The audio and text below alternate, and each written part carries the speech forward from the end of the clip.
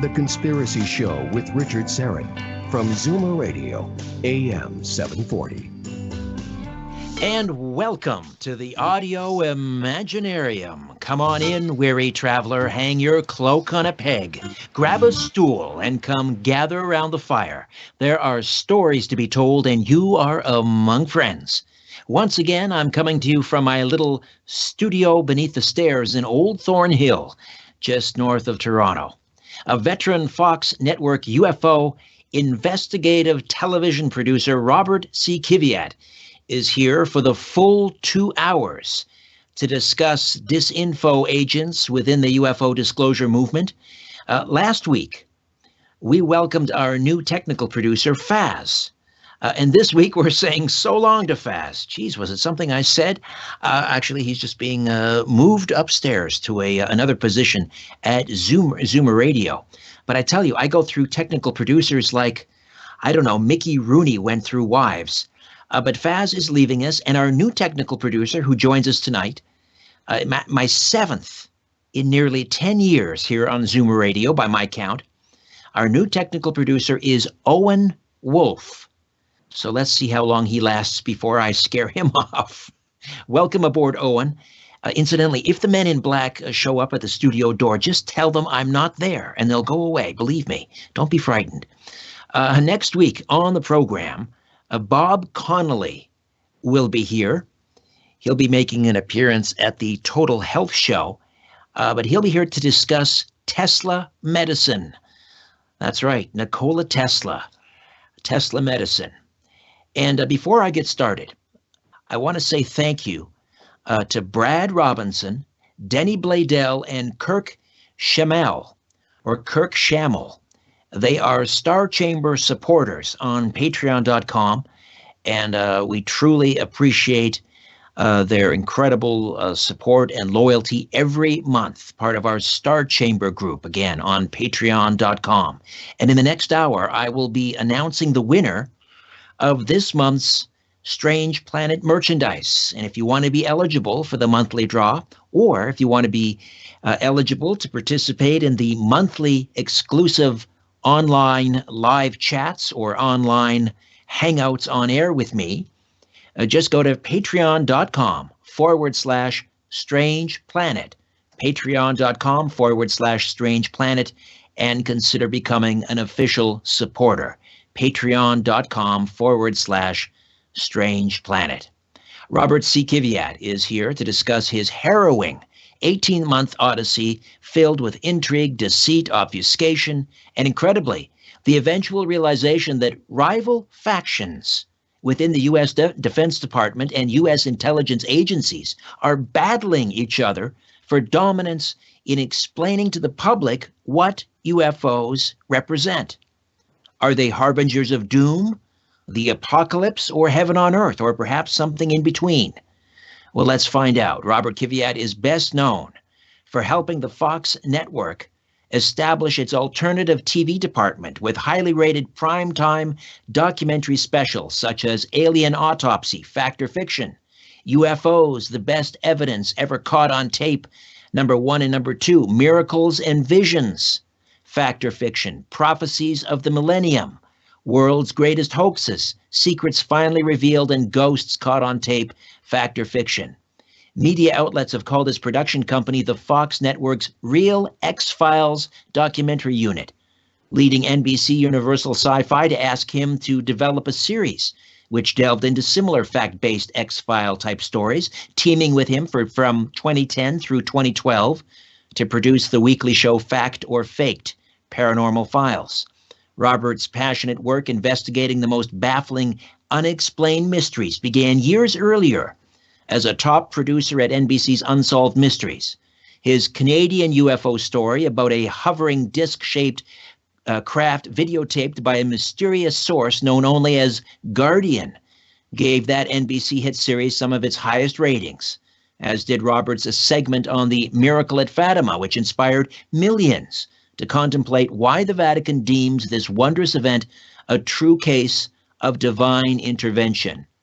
In 2014, NBC Universal Sci-Fi aired Roberts' 2-hour event documentary special, Aliens on the Moon, The Truth Exposed, which revealed,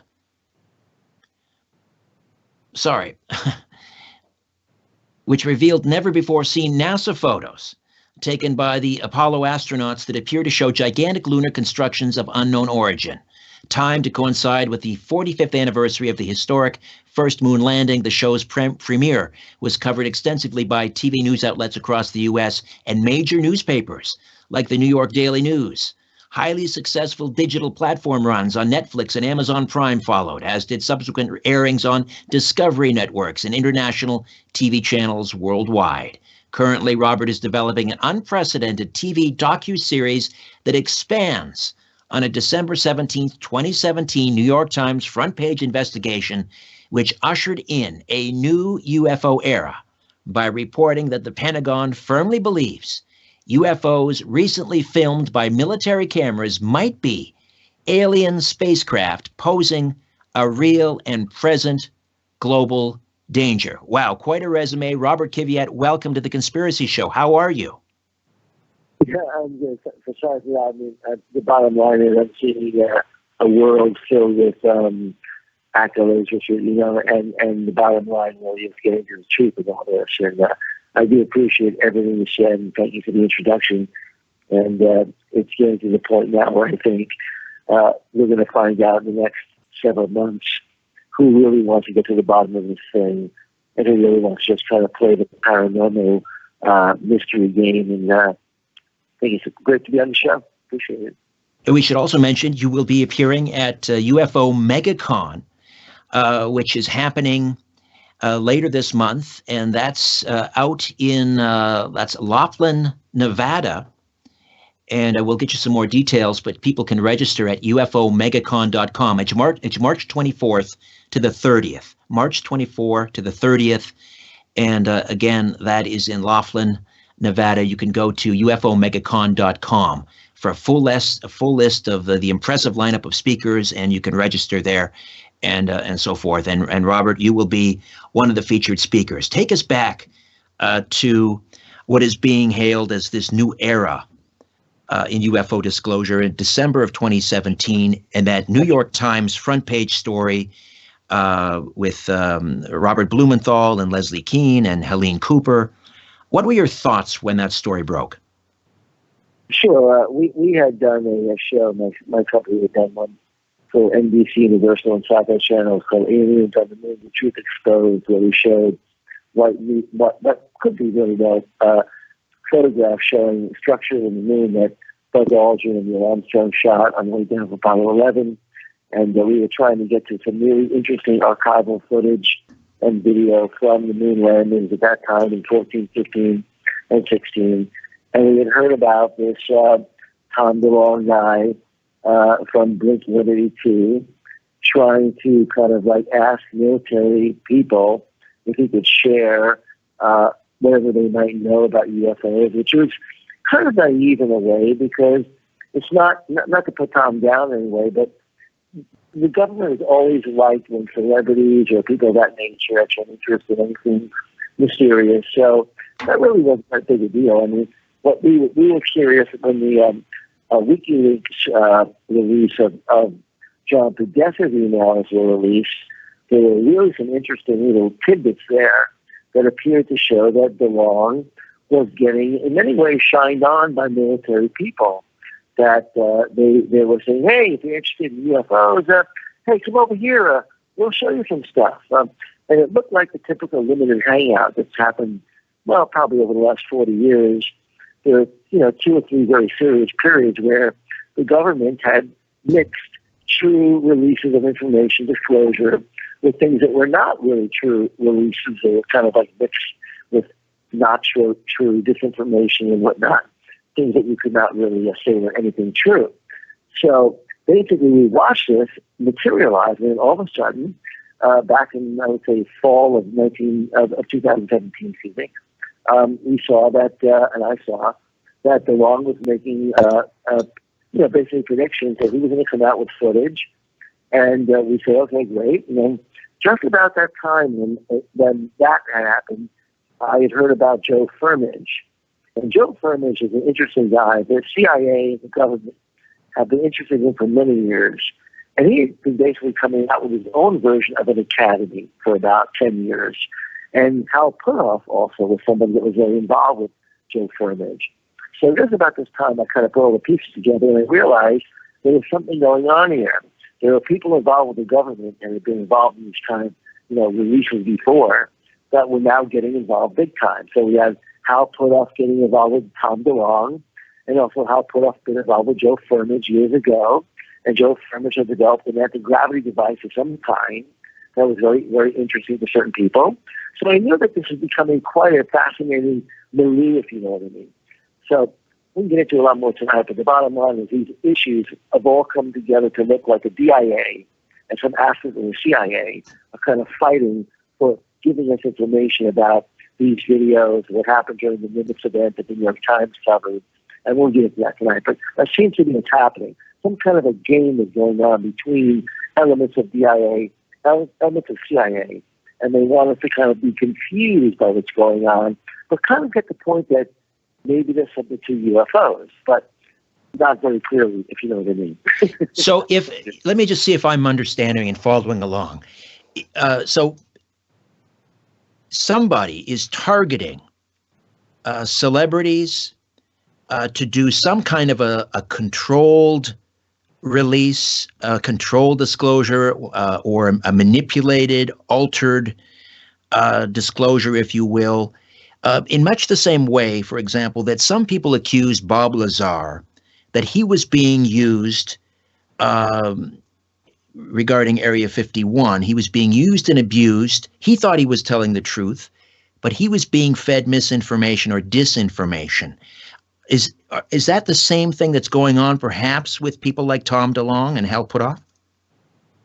I would say to you it's probably not too far a stretch of an analogy, but I think we're looking at something a little bit more to the a semblance of a disinformation campaign where the people involved are seemingly very, very honest, trying to tell the truth of what they think is the truth. And the government, we'll call it intelligence operatives, if you will get involved and will kind of mix it up just enough so everybody's off their game. Everybody doesn't quite succeed. People kind of get caught up in a maelstrom of kind of like confusion. And before you know it, people are wasting their time. Careers are affected. People's livelihoods are hurt. And that's sort of what I'm going to talk to you tonight about. It's not just messing around with people in the UFO research community. It's actually hurting people. It's actually creating some sort of disinformation kind of campaign that you have to almost fight back and actually kind of counter to be able to make any semblance of truth. And I think what we're seeing is, in this particular case, because I got involved with a company that was backed essentially by one of the top CIA scientists for the last 40 years, they might have just kind of erred just a little bit in their, I would say in their exuberance to pull off these kind of, let's call them, fly traps. And we can talk about that tonight, what a fly trap might be. And the fly trap here appears to be, they caught a guy who was actually hired in an employment contract, me, to use all my journalistic and production kind of skills to document what's going on. And the next thing you know, they kind of get me into a slaver. So it's kind of a little bit, very, very not well thought out, really, because now that's all going to be revealed in a court filing, which has happened already. So we'll talk about that tonight. But right. It's so that they thought they could trade on your credibility and your expertise in the field of television production to get their version of the facts out, or their version of what UFO disclosure should look like. So you were caught up in this fly trap, except you caught on to what they were doing.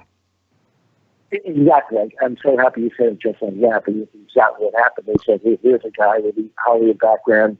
He's made many television shows like Tom DeLonge and company would like to create. In fact, A&E and History Channel is, as I see it from the promotion I've seen already with Neil Elizondo, they're pandering to this DIA kind of version of things, which is that, oh, watch out, we might have some kind of dangerous craft out there, and oh, we better, build up our military.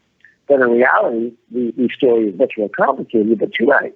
They wanted to use my background in television to kind of counter what People Stars Academy was doing.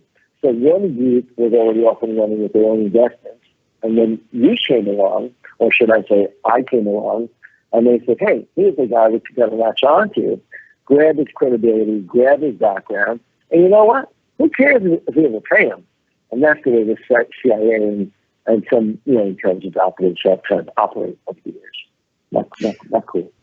I want to circle back to that and how you were approached and got caught up in this fly trap, as you call it, in little later. But right now, I want to go back to that New York Times article and the word that there was 600 or $22 million out of the Defense Department, 600 billion. Seems like a pittance, really, but 22 million spent on this Advanced Aerospace Threat Identification Program, ATIP. And that the person who sort of blew the lid off of this was this military intelligence official, Luis Elizondo. When that story broke, and you read it in the New York Times,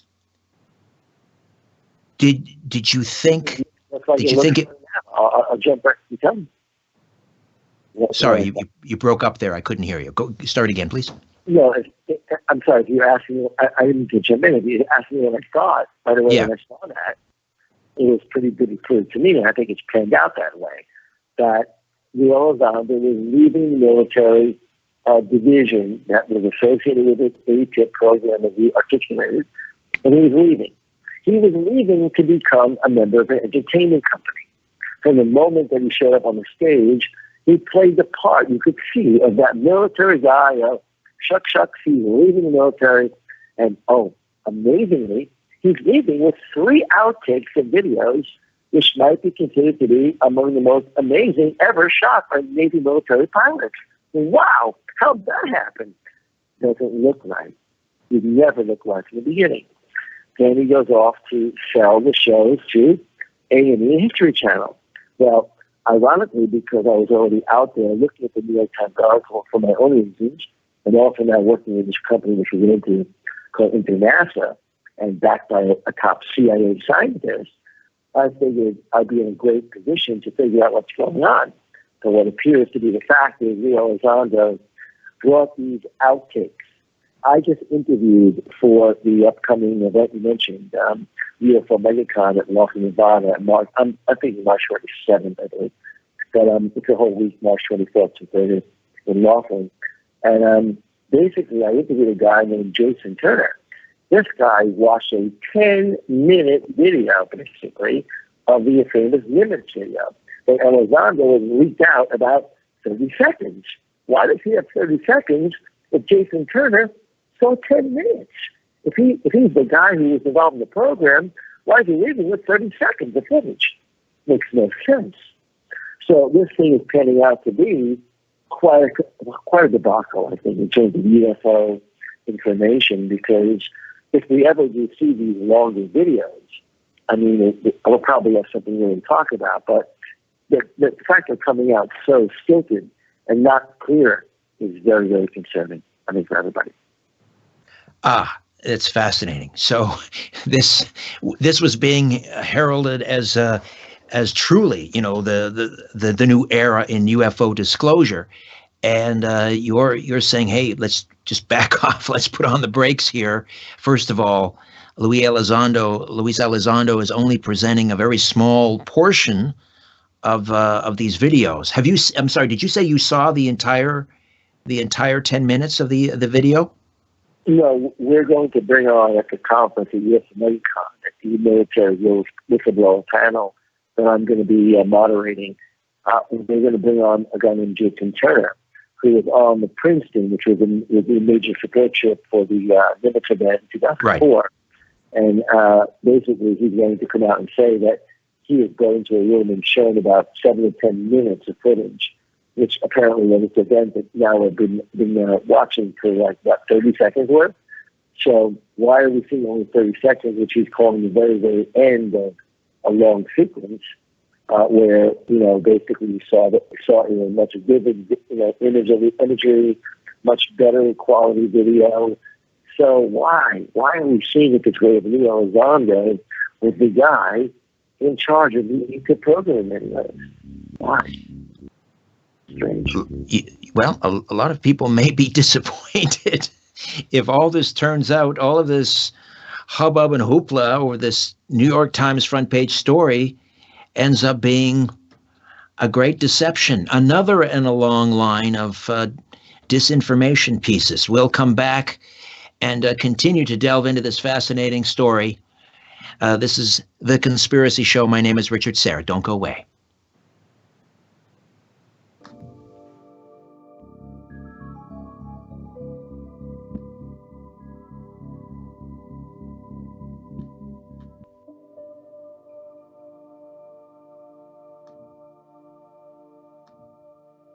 When in doubt, blame the government. You're listening to The Conspiracy Show with Richard Syrett from Zoomer Radio.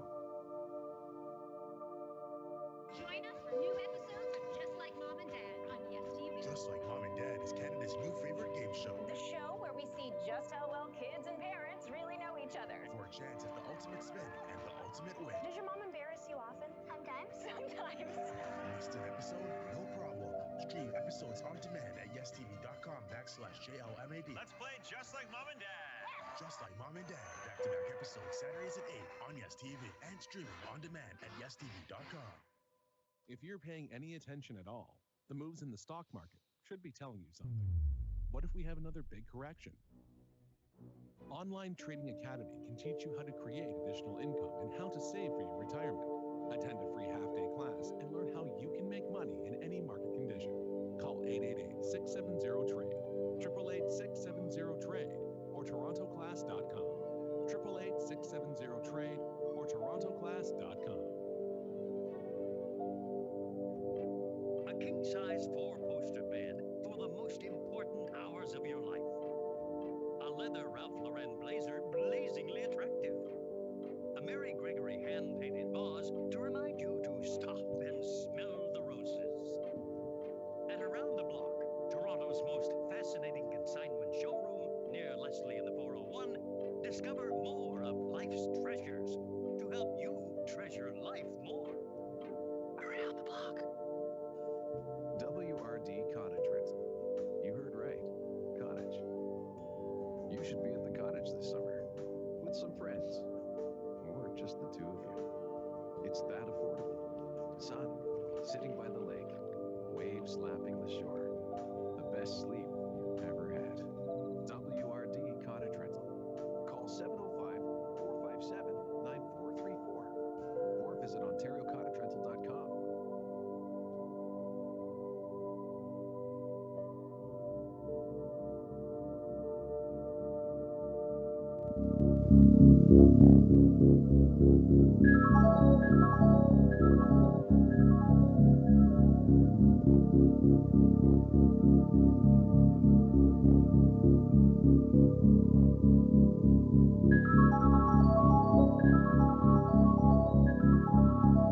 You're listening to The Conspiracy Show with Richard Syrett from Zoomer Radio.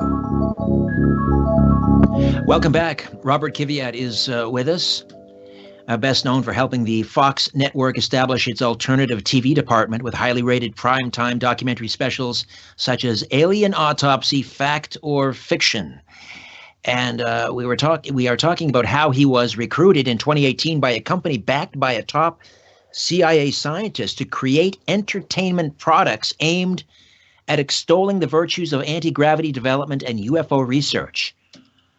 And he explains how he was soon manipulated to refocus his efforts on competing with To the Stars Academy. Of course, that is Tom DeLonge, former musician with Blink-182. That's sort of his baby. They were competing with them for Hollywood projects with the goal of making people believe UFOs, or UAPs if you'd rather, are related to interdimensional portals and human consciousness rather than beings coming from distant planets. All right, so take me back, Robert, to 2018. How were you recruited? How did this happen? Well, I was looking for a company that could possibly take us to the next level of gravity or anti-gravity propulsion. I had interviewed the former head of the National Security Agency, Admiral Barberin, and should I say my company did. We one of our interviews, and it had clear indications that he was interested in anti-gravity propulsion. We found it out afterwards. So I stayed focused on this issue. So about 2017, midway through, I found a company that was interested in doing the type of research. And then a second company was brought to my attention, run by this Joe Firmage. So Joe Firmage was backed by one of the top CIA scientists. It became very clear through all the research we were doing. And so, this gentleman at the CIA backing Joe, we thought that, and I thought my company could actually get behind and help promote this if it was true. If it was true that somebody had found the signature scientific, I guess, formula for how you could affect gravity and be able to control it somehow. So I was hired to basically be the main TV, film, news, media, you name it, communications guy for the company. And Joe offered me a very nice contract. My contract was vetted by my top level attorney. And before you knew it, I was working for him by the beginning of 2018. And it was told to me very early on with Joe Firmage that I was working both for him and a guy named Ron Pandolfi at the CIA. Ron was acting as the science advisor to the company in every way. And if we were able to get investors to believe that, of course, Ron Pandolfi, the CIA, was interested in the device that Joe was making with his technical group, that we would have a great company to bring the world. And I was going to help bring the story out, news media coverage, a 6-month media rollout plan, culminating with a live event where this device, is levitating, if you can imagine, live on television, and the world sees gravity has been averted. And I mean averted by not known methods of propulsion, using devices that are not driven by any kind of, fossil fuel or anything like that. I wouldn't say zero-point energy, but I would say something that is not a known level of physics that we presently have. And so it appeared this would be a real thing. But then the problem was the money in the company was being sort of held up. There was a guy named Dan Marriott, who's a former congressman for Utah. And Dan Marriott was doing all kinds of maneuvers to control the company, but not put any money in unless he really had to. And unfortunately, you can't keep people working for many, many hours without paying them when they have bona fide contracts. So I think that Dan Marriott got involved in sort of like a little over his head, if I might say so, and didn't realize that the slide shot being put together appears to now be that Ron Pandolfi was maneuvering people to sort of work together, and nobody is really paying anybody properly. But, that could be a problem, but no one really worried about that. And unfortunately, Joe Firmage himself was affected by all of this, but I have had to issue a lawsuit now to get paid after a year's work. But I must say that the problem seems to be that you get people to give their company abilities, individual abilities, and then contact the TV and entertainment industry, and you take advantage of people. Eventually, the buck stops. You can't keep doing that. And so what I found out was the CIA appears to be kind of known for doing these things, which are called these fly traps, where they kind of bring people together and kind of waste their time, don't get anywhere. But I must say that I think in Joe's case, there's probably a real device. There's no doubt that we've seen what looks like to be a real device. And, when you start looking at the people that have kind of been through this for the last 10 years or so, you find out the present new owner of Skinwalker Ranch, the person that bought Skinwalker Ranch, or Bob Bigelow, is one of Joe Firmage's former partners in developing the early round of the anti-gravity device. So it's quite an interesting story. So we have now issued a lawsuit, and in court we'll be bringing all the people that are associated with this together. I'm sure how put off to the Third Academy, people involved in the whole operation. We'll be looked into as possibly, going through this trial. And I think we have to look at why would it be $22 million went to Bob Bigelow, and then basically brought all kinds of people together to look at these kind of issues. But there's really a lot of answers. There are answers that need to be, found. And so I think in a courtroom, they'll get to a lot of these issues.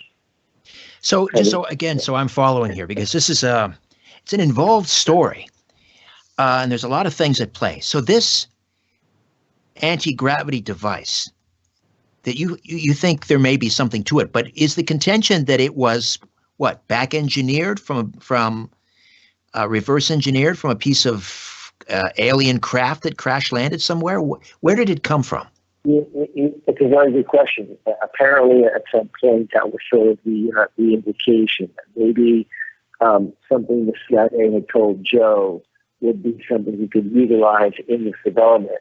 And the fact seems to be that Joe came up with an idea of having a certain level of techniques used in physics to kind of offset certain things or create certain things to occur. But none of those things necessarily were from, finding a piece of hardware from a Roswell crash or something like that. But that was the early suspicion that maybe there might be something there.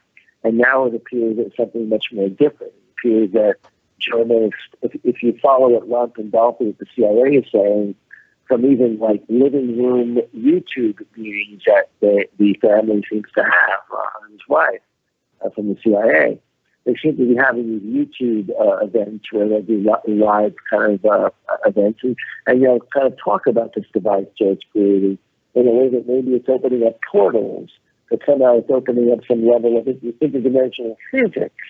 And that's just like mind-boggling. But of course, as a communications guy and the TV and news guy, I'm wondering what the hell is going on with that. So it's very strange, and in fact, not clear at all whether or not Joe may have stumbled upon some kind of physics phenomena that is bigger than even, not bigger, but beyond his level of what he thinks he created. It's possible.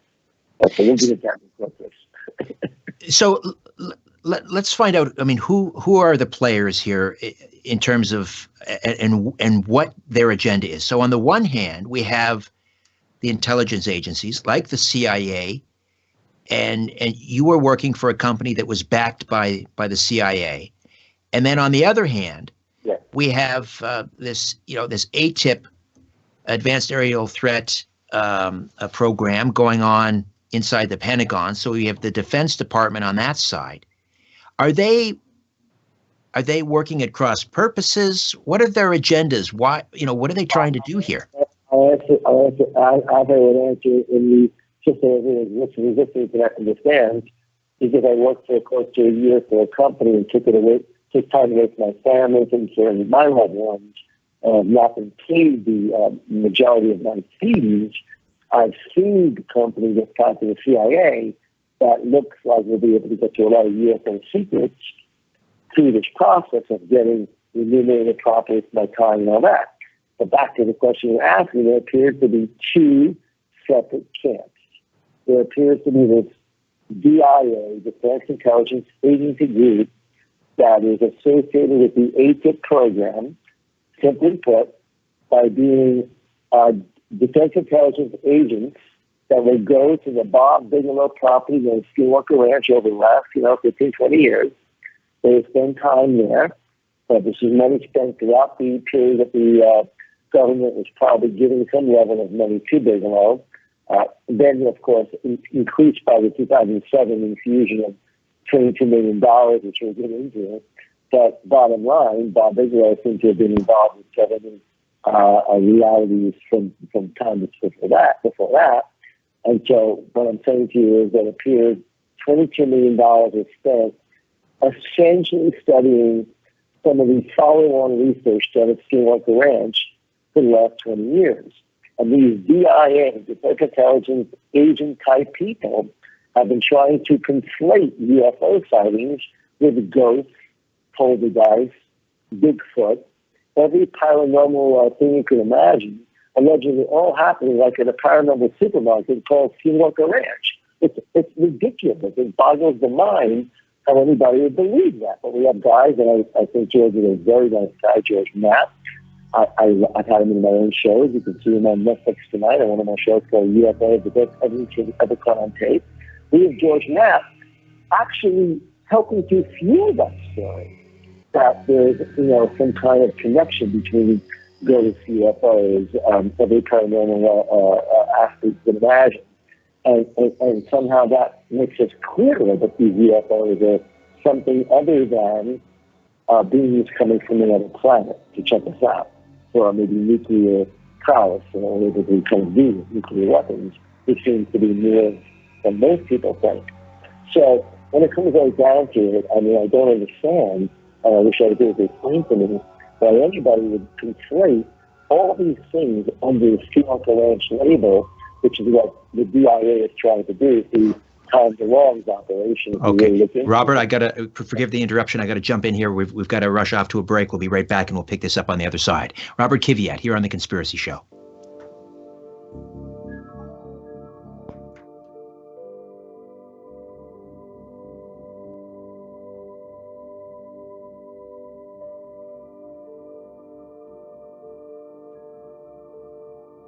Where there's smoke, there's The Conspiracy Show with Richard Syrett from Zoomer Radio.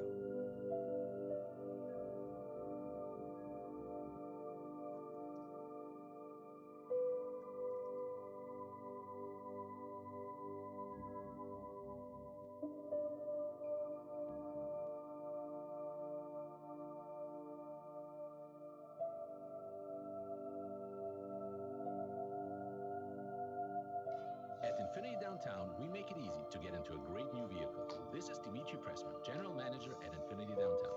And we make it easy to test drive. We'll come to you with the Infinity you want, right to your Toronto home or office.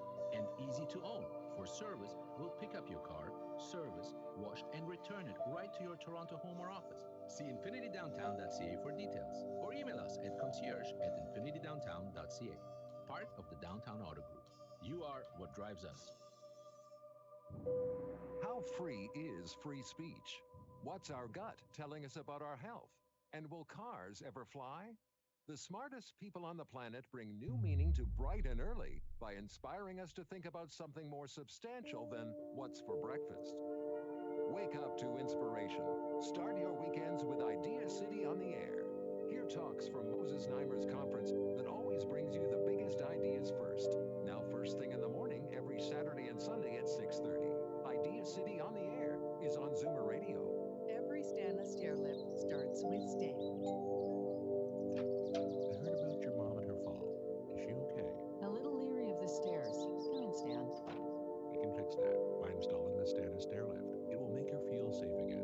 What do I need to do? Simply call our office, and we'll send out an expert to get things moving. Stan, you're a good friend. Stan the stairlifts. Ask yourself, how long can you stay in the home you love without one? Call 1-888-391-1197. Janice Honeyman, Portfolio Manager at Mackey Research Capital. Half the people listening right now don't have a comprehensive financial plan. And I ask what you're waiting for? To the other half that do, if your plan involves taking big risks, that's not investing, that's gambling.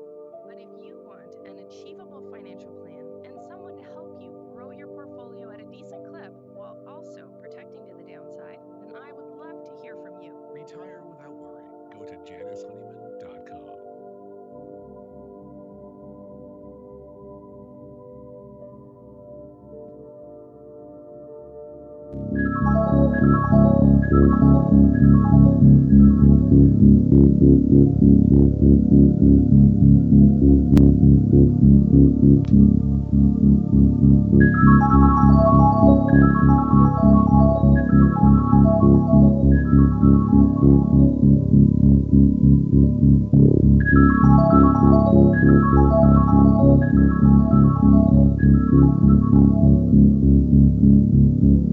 The truth is not out there. It's right here. The Conspiracy Show with Richard Syrett from Zoomer Radio. Robert KIVIAT is with us, and he will be one of the featured speakers at UFO MegaCon, March 24th to the 30th at the Aquarius Hotel in Laughlin, Nevada. And for more information and to register, you can go to UFOMegacon.com, UFO megacon.com. Robert, you're going to be, walking into this conference. A lot of people may not be receptive to what you're saying. Do you know what I mean? You're going to be really stirring the pot. There's no doubt. I think we're at the point now where I've become a bit of a contrarian. I did a show a while back for Fox called World's Greatest Hoaxes, Secrets Finally Revealed, where many people felt I had become a debunker after doing a lot of shows that seemingly promoted UFOs and other strange phenomena, kind of mysteries. But it never was any of that. It was always getting to the bottom of what's true and what's not true as a journalist. And so I've always adopted a journalistic kind of view of what I'm doing. And even if I don't make as many shows as I would like for both financial and other reasons, I know I'm on the track of truth. That's my goal. And when the UFO community seemed to basically miss the ball here, that they're being manipulated by a very savvy, long-running group of intelligence operatives who basically are almost the same people. I mean, they almost have never left.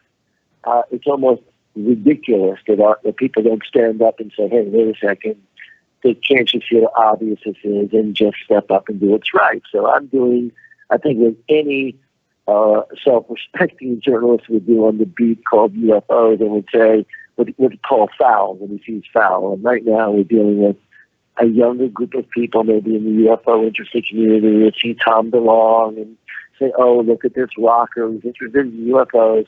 One of the earliest rockers interested in UFOs is John Lennon. Yes. And years ago, I did a story about John Lennon seeing a UFO in New York. And just because of that does not mean you believe everything that goes along with that. And if we see what's going on with Truth Star Academy, Richard, I think we're finding a lot of not very clear things. And we have to be very, very alert, I think, as consumers. But again, to be clear, and I think it's important to be crystal clear, you're not suggesting that Tom DeLonge is being disingenuous or that he's responsible for the manipulation. If I'm understanding you, you're saying that he got caught up in this fly trap. He doesn't realize to the extent that he's being manipulated and used. Is that right? I think he might very well realize it. I don't know. He just sent me an interesting message a few months ago. I think he was looking for a media opportunity. Everything seemed to be about getting a media opportunity for himself.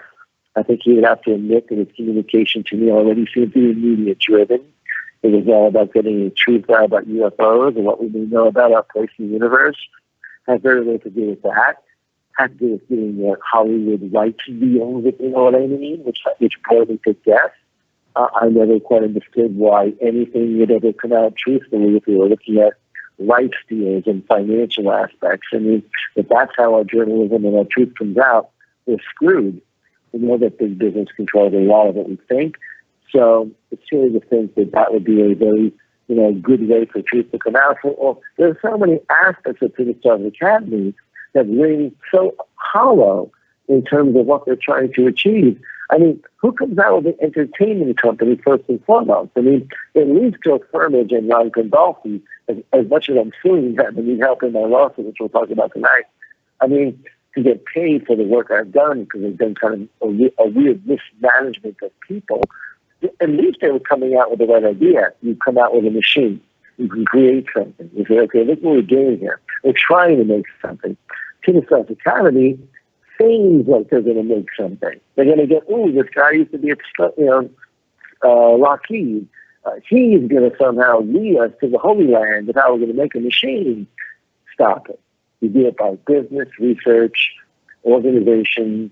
You do it by, putting together a good team.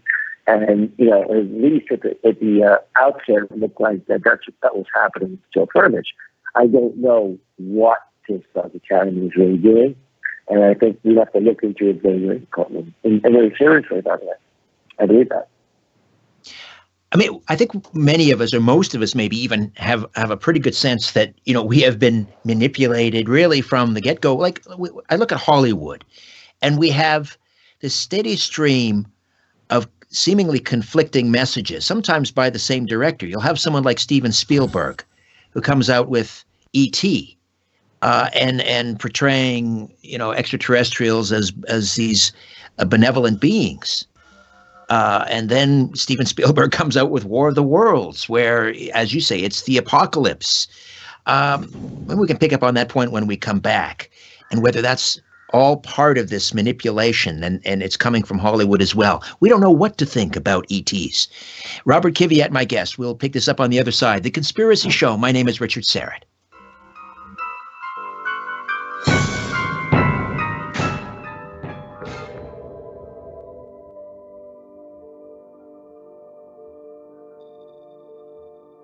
If you're sure your phone isn't tapped, call now. 416-360-0740 or toll free at 1-866-740-4740. CARP works hard to support the needs of Canadians as they age. But did you know your CARP card works just as hard to save you money? Like 20% every day at Rexall and Rexall Pharma Plus on thousands of regular priced Rexall private brand items. Simply show your current CARP membership card at checkout and save. Ask a Rexall associate for details or visit carp.ca/save@Rexall. Save today and every day with CARP. As you get older, does anyone ask you what you want to be anymore? Have you thought about what your future holds? Is it filled with excitement and wonder? Is it quiet and dignified? Will you continue to learn and discover the world? Or share the things you know with the people you love? The truth is, the future's unwritten, and the choice is still yours. Start by talking to your doctor about Prolia, or visit proliafuture.com for more. Get ready, they're coming live. Earth, Wind, and Fire. Friday and Saturday, July 12th and 13th, Casino Rama Resort. Featuring the Elements, Philip Bailey, Verdine White, and Ralph Johnson. Earth, Wind, and Fire. Tickets on sale now at Ticketmaster.ca. Must be 19 years or older. There's more at earthwindandfire.com. Hey, I remember what I wanted to tell you. That's great. Can it wait till after the movie? I went to see our Desjardins agent, Raj. They're about to reveal. It was so personalized, and he's super friendly. He's finding us coverage that's completely tailored to our needs. Really? I mean, I knew he was a good guy, but to hear he's going above and beyond like that is really... Honey, it's the big reveal. Desjardins agents offer customized one-on-one service and make getting insurance easy. State Farm Canada is now Desjardins Insurance. Or at desjardinagents.com.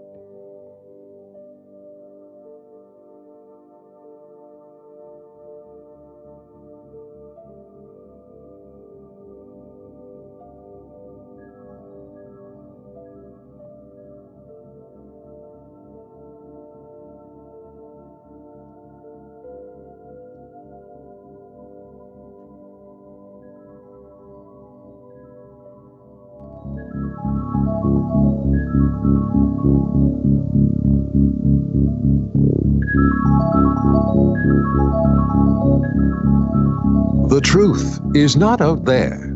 It's right here. The Conspiracy Show with Richard Syrett from Zoomer Radio. And we are back with Robert KIVIAT, talking about this new era of UFO disclosure. But is it really a new era, or is it more of the old, just more of the old manipulation? That's what it sounds like. And I mentioned before the break, Robert, the conflicting messages coming out of Hollywood, which seems to always have us kind of off balance and not really sure what we're supposed to take away in terms of the message, or what ETs are all about. I mentioned Steven Spielberg, and we have sort of the benevolent portrayal of aliens in E.T., and then we have War of the Worlds and so forth. This constant, steady stream of dissonance, really. That surely is part of the game plan. I was very impressed when you brought that up before the break, that Steven Spielberg apparently changed his tone about aliens and extraterrestrial beings. 1 minute Close Encounter of the Third Kind and E.T. presented very, very benevolent, view, and then all of a sudden, years later, in the remake of Weld's, War of the Worlds, you have a very, very macabre, almost, horrific look at what alien contact may be, or they lead to. So you have to wonder, and years ago I heard a story about that, which I don't know if it's true or not, but I figured that for our purposes tonight, why not throw it in, since you were so prescient to bring it up. Apparently I heard the story that Spielberg, years later, was at an event, and he was approached by an operative of some kind and gave him some video or film or photographic evidence that when he went home to look at it, it freaked him out so much that he decided to drop the UFO and alien-related dissemination, if you will. Now, look, I don't know if that's true, but I do know the person who told me that was of the highest level of the television industry, so I can't believe he would be making that story up. He wrote it directly to Stephen. So, in other words, Stephen had been shown, physical or photographic evidence that made him believe that he should put a wrap on that. So, as far as I'm concerned, what I have found out, and hopefully tonight before we end tonight, your listeners will understand what it's like to be embedded and to try to figure out this thing and put your family up against it, so to speak, to figure out what's true about UFOs. I've done many, many other type of stories on television, many things I'm proud of, mysteries of every kind, mysteries of every kind. But when it comes to UFOs, we're talking about what could be the most important story ever told in our history, present history, whether or not we're being visited by beings from another planet or another space and time, if you will. And if our government is trying to manipulate that, then we need to be very vigilant and figure out what the hell is going on. So, unfortunately, to take on that kind of mission, if you will, you have to go up against it, so to speak, and go against networks, entertainment conglomerates, which do not really feel truth matters very much.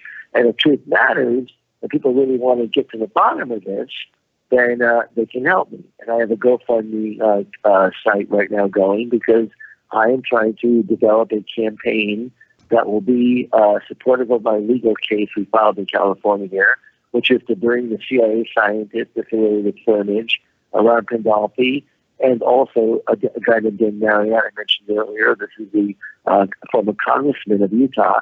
Why do they want to control my time, my energy, my efforts for a year? Who are they working for? What are their agendas, if you will?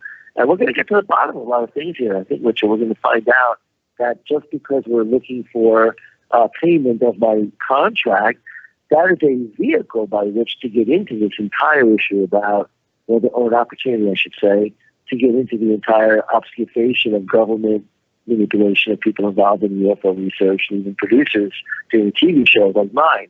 And, of course, figure out what's going on with the Stars Academy, which appears to be either a government-related psyop of some kind, or they really have some agenda to manipulate people to believe that we're being threatened by unknown vehicles that appear to look like Tic Tacs, 50-foot long, 25-foot wide craft of some kind that are coming in the hundreds over two nuclear aircraft carrier groups during exercises separated by, a decade or more in the two events, and we can talk about tonight. By the way, the New York Times completely blew that story about whether or not, there was just a Nimitz case in 2004 and whether or not we had another case in 2015.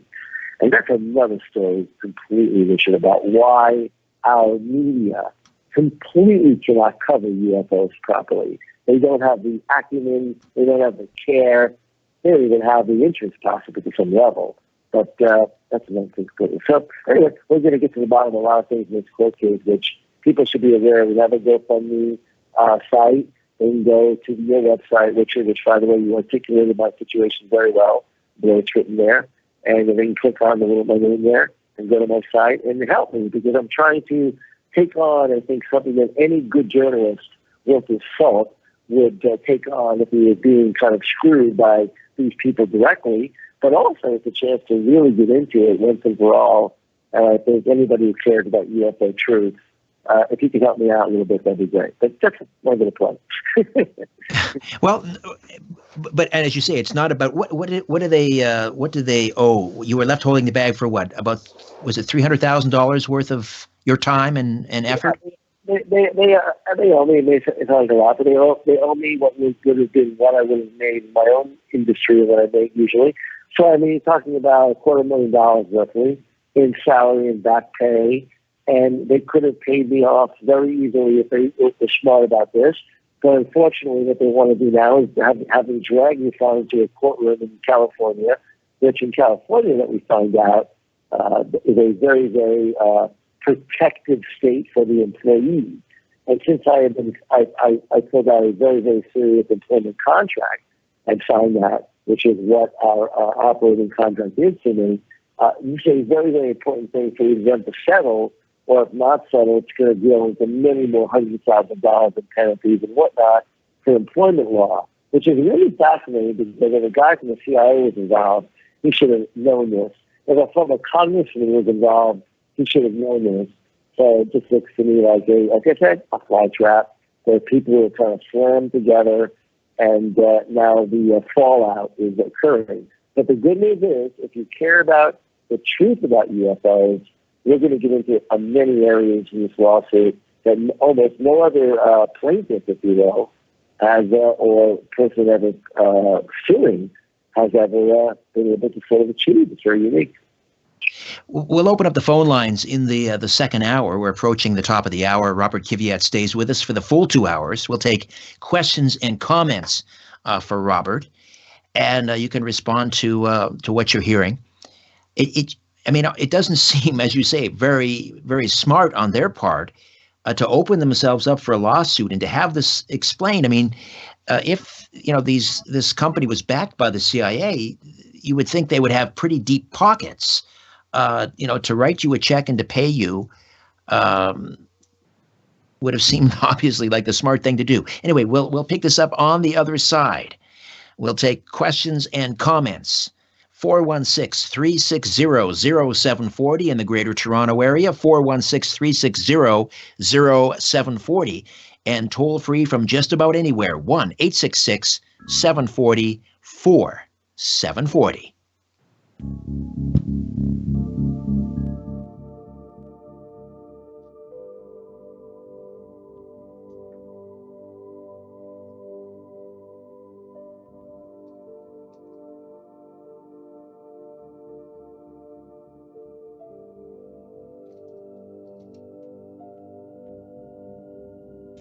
This is Zoomer Radio Toronto, CFZM FM and CFZM AM, owned and operated by MZ Media Incorporated.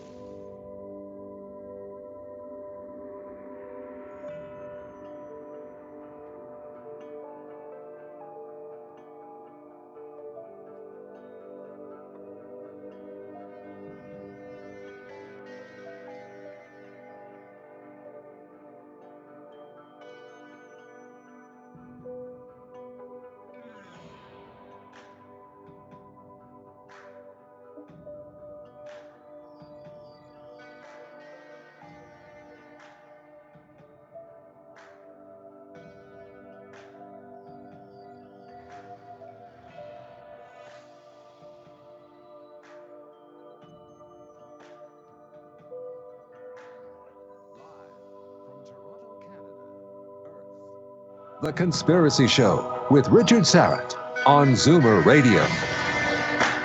Thanks for inviting me into your home, long-haul truck, RV, camper, taxi, your parents' well-appointed rec room with the hi-fi, the shag carpeting, and the electric fireplace, your loft, that greasy spoon just off the interstate, and your cabin in the woods.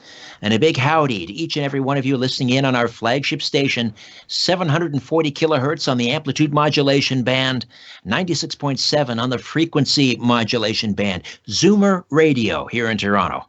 Hi to all of those listening in on one of our affiliate stations across North America, from Kodiak, Alaska to Lubbock, Texas.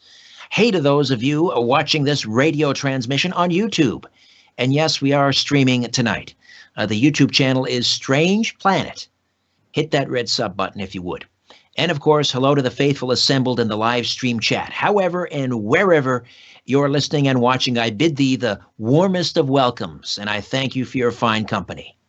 A veteran Fox Network UFO investigative TV producer, Robert C. KIVIAT, stays with us this hour to talk about the rival factions within the U.S. Defense Department and U.S. intelligence agencies that are, he says, battling each other for dominance in explaining to the public what UFOs represent. Are they harbingers of doom, the apocalypse, or heaven on earth? Perhaps something in between? Before we get back to my conversation with Robert, it's time to announce this month's winner of Strange Planet merchandise, Anthony Ward of Henderson, Nevada. Your name has been drawn from the list of our Patreon supporters, and you have won a Volume 1 of my Strange Planet radio feature on CD, Volume 1 of my collection of my Strange Planet radio feature. Congrats, Anthony. We'll get that out in the mail to you first thing Monday. Now, if you want to be eligible for monthly draws for Strange Planet merch, or to be eligible for the exclusive monthly live online chats or monthly live online hangouts on air, go to patreon.com/Strange Planet and consider becoming a donor or an official supporter, an official supporter. Patreon.com/Strange Planet. Robert KIVIAT, best known for helping the Fox Network establish its alternative TV department with highly rated primetime documentary specials such as Alien Autopsy, Fact or Fiction, UFOs, The Best Evidence Ever Caught on Tape, 1 and 2, Miracles and Visions, Fact or Fiction, Prophecies of the Millennium, World's Greatest Hoaxes, Secrets Finally Revealed, and Ghosts Caught on Tape, Fact or Fiction. And Robert, before the break, we were kicking around a number of topics, and it all sort of focuses on the manipulation. And I was trying to understand the CIA, on the one hand, or the intelligence agencies, as best you can figure out, what is their narrative? What are they trying to push? That ETs are hostile, or that they are benevolent? What are they pushing? I hate to be so simple about it, but why don't we try to paint it in a very kind of simpleton way, and then we can kind of branch out from there. Let's just put it this way: there appears to be enough evidentiary correlating kind of things we could point to that seem to show that the Defense Intelligence Agency, the people more involved in military, not intelligence, but military, DOD, Department of Defense, they seem to be swayed to some degree, maybe even slightly, but to some degree, by some of the activities that they claim were happening at Skinwalker Ranch over the last 20 years or so. And these events seem to correlate or conflate in some way to UFOs being some kind of either demonic or some kind of interdimensional type of phenomena, not coming from another planet, not coming from any kind of like threat from, let's say, another planetary system, but may even be more along the lines of spiritual, like we would think of as demonic or angelic or that type of thing, and not at all, metallic craft of some kind. And that seems to be coming from several different either psyops or things that we can kind of, we'll break them down to simply tonight, but we can call for the moment psyops that were allegedly created by the government, studies that were done that indicate that possibly we're dealing with some other kind of phenomena not coming from another planet. And then we have, apparently, on the intelligence side, CIA, not defense intelligence. And it gets complicated. I'm sure I may have to break this down, but defense intelligence is not necessarily central intelligence. There are different branches of some type of intelligence community where they appear to be being led by this gentleman named Ron Pandolfi, who is the guy that was behind the company I worked for.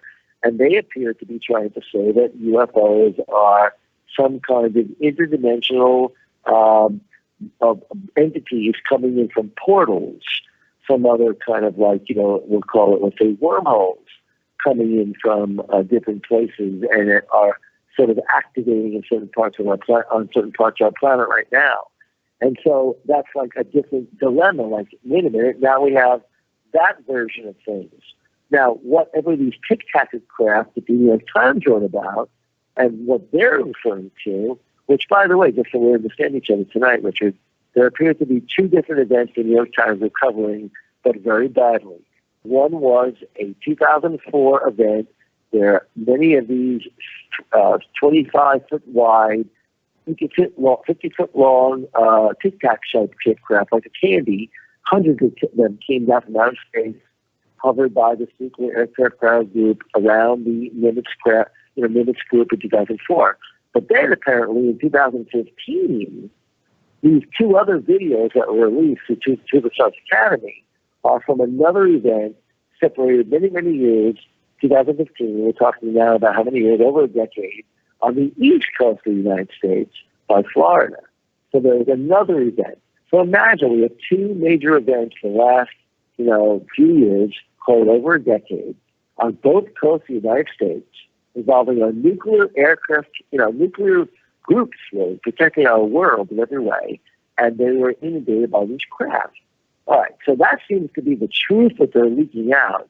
Then we have this DIA version that these are evil, maybe who knows what, and then the other side of it is from the CIA, maybe there's some sort of portal, dimensional beings coming in. And what's fascinating is the guy at the CIA I'm telling you about, he has said things that make it personal to some degree, that his wife may have some knowledge of what these portals are about. So when you start going in your personal agenda, then I think you have a very unique situation. So we can talk more about that if you want, but it's very fascinating. Yes, I mean, so the CIA, the gentleman that was backing the company that you worked for, you're saying he had a personal agenda. What sort of comments was he making along that line? This is a very fact-based scenario, I'm going to tell you. In 2017, sometime around the middle of the year, a gentleman named Grant Cameron was a well-known UFO researcher. I know him well. Yeah. You know him well. And Canadian, by the way, a very, very top guy. And he was lecturing that Ron Gandolfi, the same gentleman we're talking about from the CIA, was now getting behind Joe Furnish and some sort of technology he's doing, which obviously is what I got involved later in. And then, of course, something amazing, that Ron Gandolfi's wife may very well be some kind of being from another dimension. Now, look, that's what was being presented to some degree by Ron and the people around him. Whether or not that's true or not, one can make a prima facie case that that was indeed the story that was being promulgated to the public. Now, why he would allow that story to get out there and not, curtail that and call that complete rubbish, one has to wonder.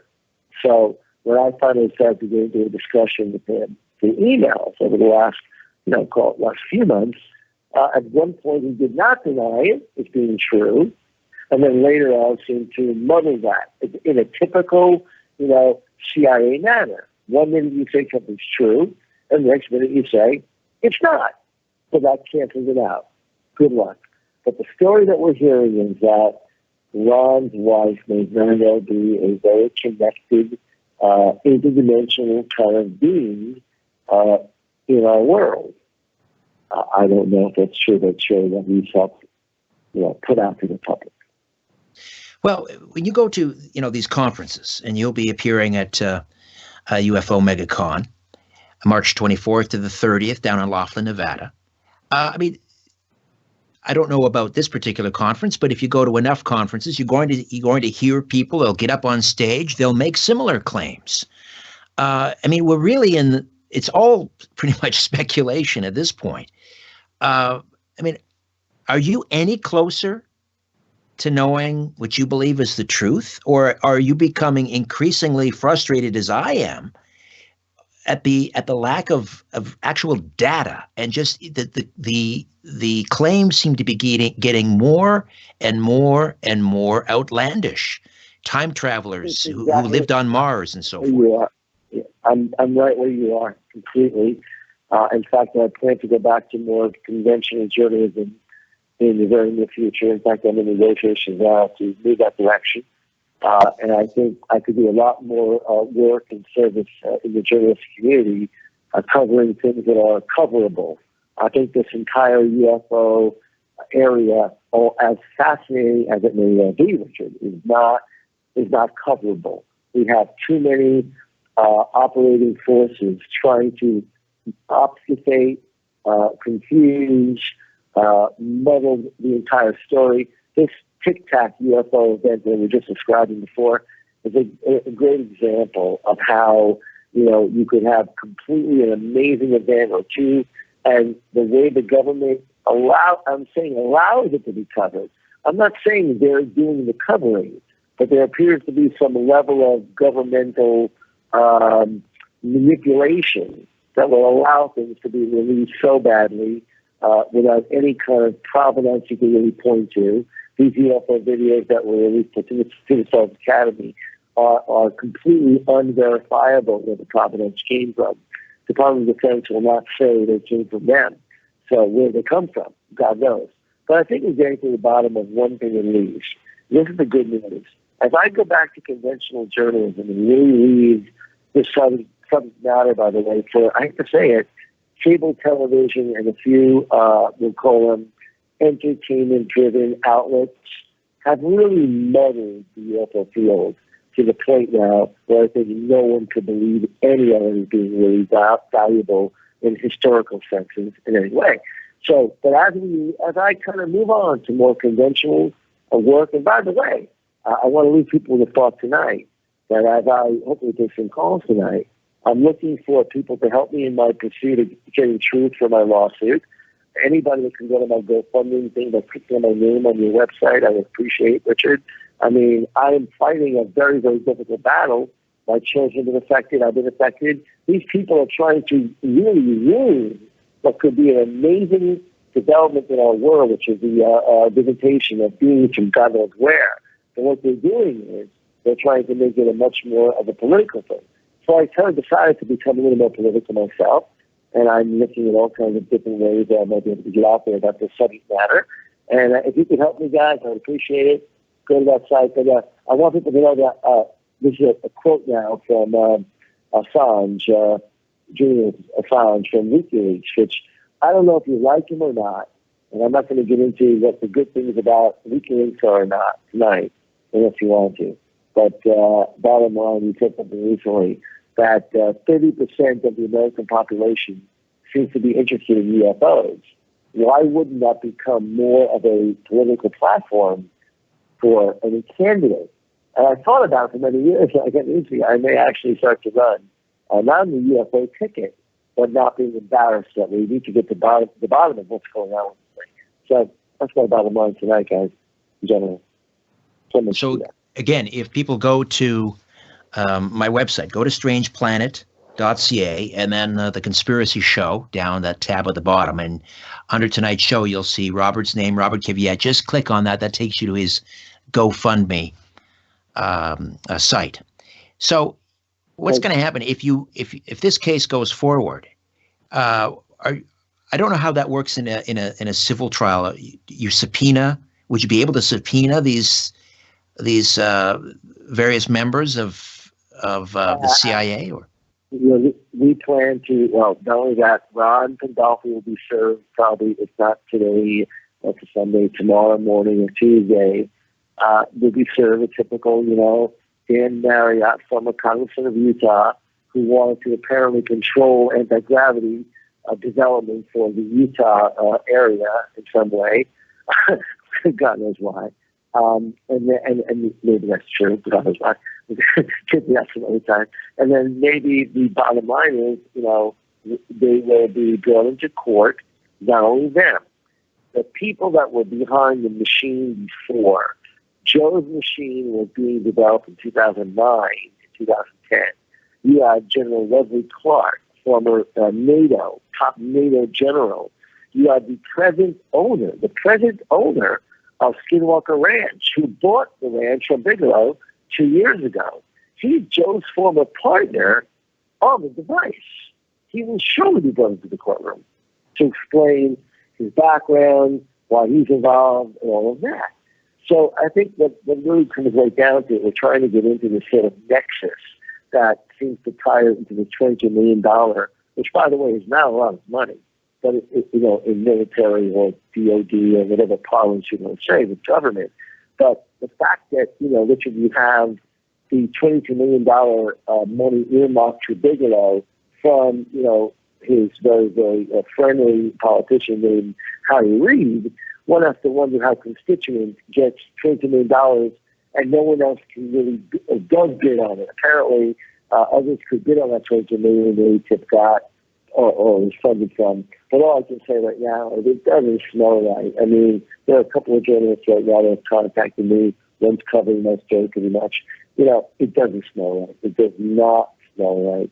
And something is just wrong with this whole, the way the government seems to, dole out their UFO-related things to one guy named Bigelow. How'd that happen over the last, 15 years? Why is Bigelow the guy? Once you go do a little research and find out about Bigelow, beyond the fact he's interested in UFOs in space, I think you'll find out there's a very, very interesting background with him. And I think this will be one of those great cases, Richard, we'll be like bringing people into the courtroom that maybe have just a small part of the story, but it will get into bigger parts as we get into it. So it's going to be very interesting.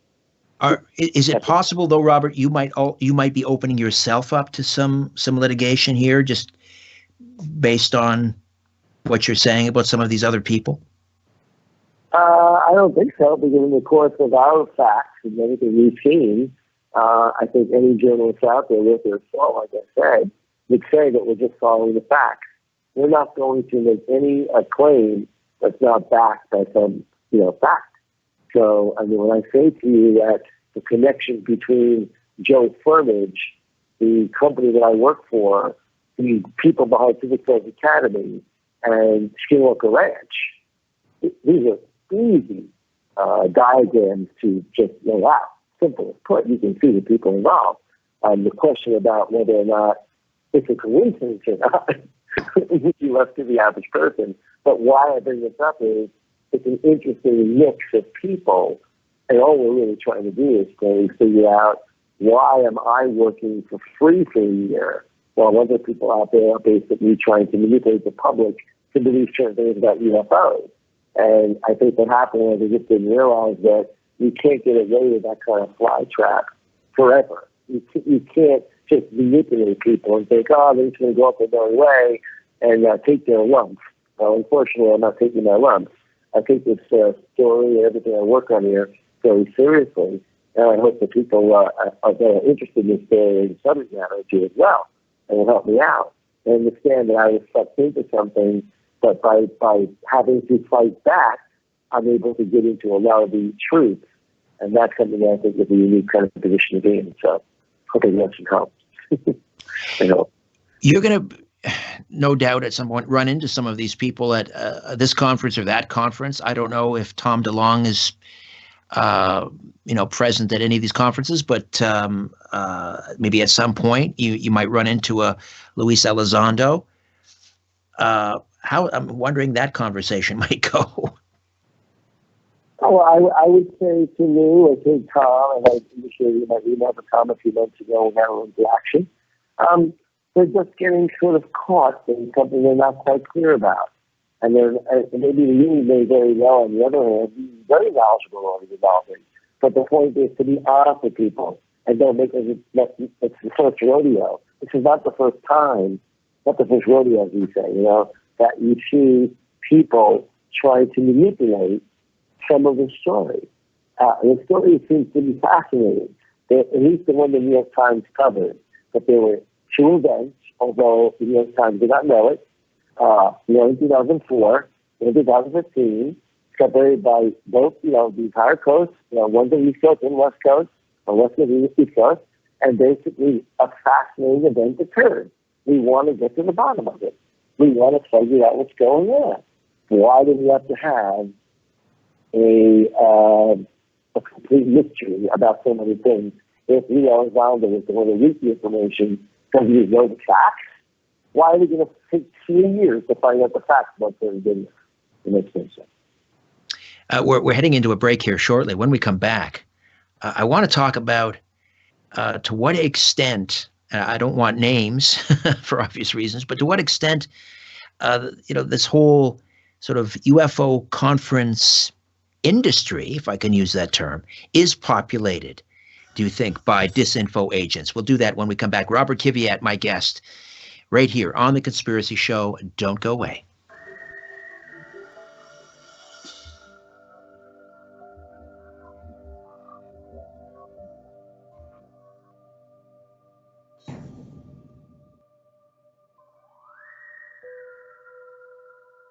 You want the truth? You can handle the truth. The Conspiracy Show with Richard Syrett from Zoomer Radio. To get the truth, call Richard now at 416-360-0740 or toll free at 1-866-740-4740.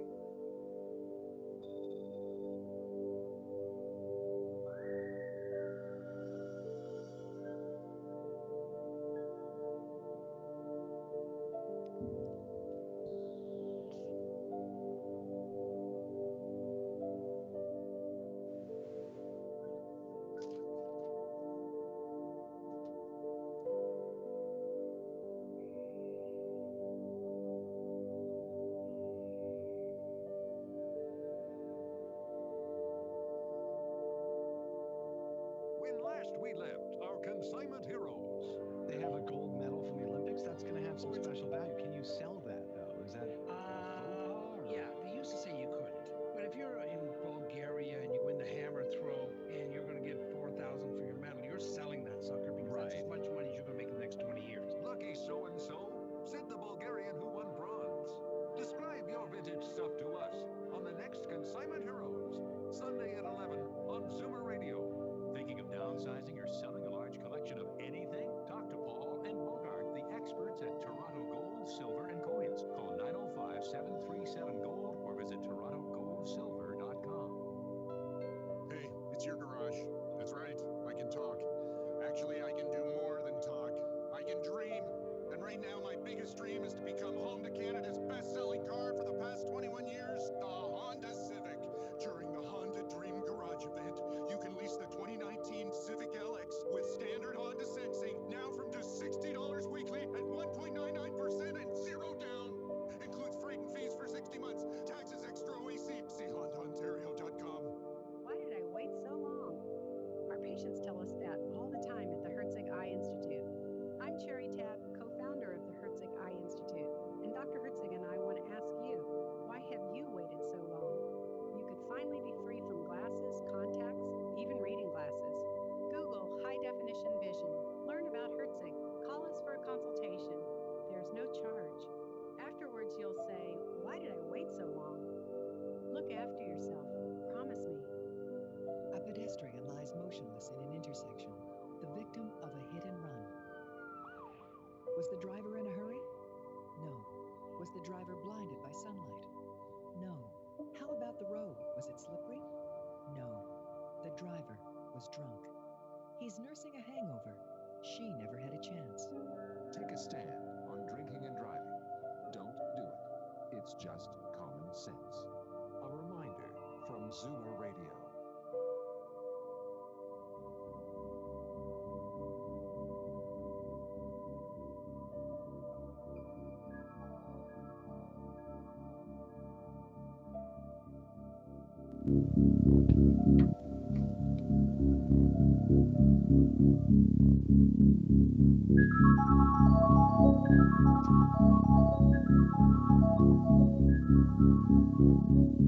Exploring theories, uncovering facts, and offering a different view of the universe. This is The Conspiracy Show with Richard Syrett on Zoomer Radio. To speak with Richard live, call 416-360-0740 or toll free at 1-866-740-4740. Welcome back. Robert KIVIAT stays with us, veteran Fox Network UFO investigative TV producer. And we will also take questions and comments this hour for Robert. I asked you before the break, this whole industry really that has evolved around the UFO ET disclosure movement. To what extent, and again, I don't want either of us to get into any legal problems here, but when you go to these conferences and you're rubbing shoulders with these speakers, I mean, how many of them do you suspect are disinfo agents? Oh, first of all, let's not get too concerned, if we can, which is being media people, about offending anyone, whether it be companies or producers or look, I take all the hits I've taken for doing shows like Alien Autopsy on Fox, one of the biggest specials ever on television in America. Was it a real alien or not? The point is, it could have been. It still might well be the representative of a real alien autopsy, and therefore I'm not going to be, anyway embarrassed to say, hey, I put one of the biggest shows ever on TV. And let's be clear also, all my other shows are trying to get to the truth of UFOs and other mysteries, just like other networks should be, like A&E, like History, like the producers that make these programs. So just because Tom DeLonge or somebody else comes along and wants to do an entertainment company, well, I've been doing this for 20-something years. The point is, are we trying to get to the bottom of it? Or are we wasting our time creating this entertainment for, idle, wasting our time, basically, when it comes to UFOs? If we are really being visited by other beings, and that's being hidden from us by the governments of the world, then that's one of the biggest problems you could imagine, and we need to figure out how to get that resolved one way or another. Either we're living in a fantasy that we're all alone and there's no one here, or there's other beings here. And so the bottom line is we should be getting to the bottom of that. So if anybody wants to really truly get to the bottom of that, they should try to get behind what I'm about, which is I put my journalistic integrity on the line, I put my abilities on the line to get to the bottom of this stuff. Because lo and behold, we see this ridiculous direction now where we're seeing ancient aliens. Ancient aliens? Are we kidding? I mean, is that going to move the UFO subject up in any way, shape, and form to truth? We're talking about a book years ago called Chariots of the Gods by Eric Bogdanovich. There probably isn't that much more material in the truth of ancient aliens of any kind, in any way, shape, and form, than was in the original book back in the 70s. But no, they're going to find ways to create what appears to be BS about these subjects. And so that's what our entertainment industry has become. If we can sell it, we can make it happen. Well, you know what? I'm so sorry. I mean, there's a lot of interesting things about proof that we've been visited years ago, 1,000 years ago, but it was still one book, not 8 seasons on ancient aliens, okay? And so the reality is we become a culture that where ancient aliens becomes the show of record for our UFO belief or subject matter or investigation, which is a fact. That is now the #1 show for anyone that's interested in this stuff. And it gets, a rating that you would say, it's okay, a couple million people, but not to the level that we would get you to go on Fox. Cable TV has become a very different kind of platform. So bottom line, if you want to see real investigations of this type of thing, good luck finding it. And that's really what I'm about. So if I don't get those type of shows given to me by the networks to create and negotiate those deals, then therefore I don't see anyone else coming up with any kind of show like that. I'm not quite sure why that is. There's a lot of investigation to be done in this area. But now we have Lou Elizondo. He's got his own show now coming up on History Channel. Oh, that's very, very unbiased, right? The same people coming out with the information, they're going to make the show. That's very, very unbiased. So I guess we're looking at a very strange world of living. Well, yeah, I mean, the ancient alien theory has become akin to a religion, and you can get yourself taken off a lot of Christmas card lists if you dare to challenge that orthodoxy. It's become the new orthodoxy. there's so little evidence, and people should know this. I'm sorry to burst the bubbles of the alien world. So little evidence to support the idea that there are rock carvings showing of any kind, these type of things. But when you look at it in a very kind of interesting, kind of like subjective way, yeah, you can have a lot of fun with stuff. What we're talking about here is getting to the bottom of what might be one of the biggest mysteries of the last, century or more, and the question or a millennium, And so, what kind of journalism is being done with that? Not much at all. And so, what I decided to do is kind of like wait for the right opportunity to go back to more conventional news gathering, if you will, because that really what we need right now in our culture is really good vetting of truth. What's true? What's not true? And I think my shows have been sort of like, pigeonholed a little bit to be about the paranormal, but they always were fact or fiction. Is it true? That's the idea, and revealing truth if the truth can be revealed.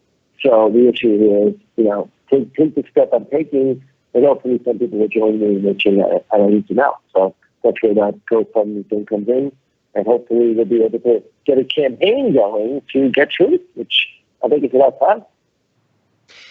A lot of people believe, especially since that December 2017 New York Times piece, that we are on the cusp. We are on the very cusp of disclosure.